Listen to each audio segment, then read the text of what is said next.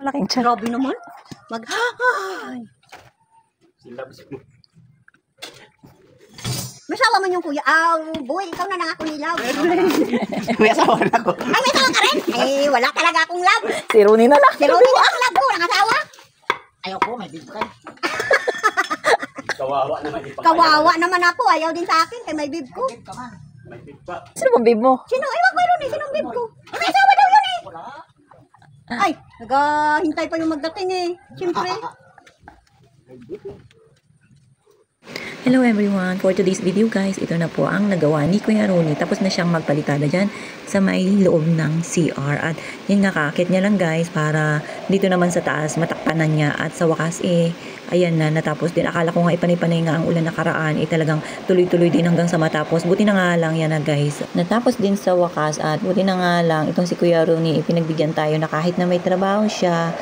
Ayan, pumunta siya dahil nga sabi ko mahirap na at baka umapaw pa yung tubig dito. Buti na rin at huminto nga yung ulan dahil nga mga nakaraang araw ituloy-tuloy nga nahirapan akong tumingin guys dahil sabi ko baka lumala lalo at mag-bar down lalo ay mga lupa at buti na nga lang ayan na natapos na nga. At ito pala si Kuya Boy dahil nga malapit na rin matapos ni Kuya Rooney yun at kayang-kaya niya na nga rin gawin yung pagpapalitada. Dito na siya, inumpisahan niya na to guys yung kanyang ilalagay na rehas dun sa harap ng kubo dahil nga pangit tignan pagka walang harang at tuloy-tuloy nga rin pagka nahulog si Yayam talagang laga pa kaya sabi ko ilagyan ng ganyan para kahit pa paano safety na rin sa bulinggit namin kahit na mag-aakit-akit doon sa kubo okay lang at least meron siyang harang. At ito na nga pala guys ang kaganapan dito sa labas namin.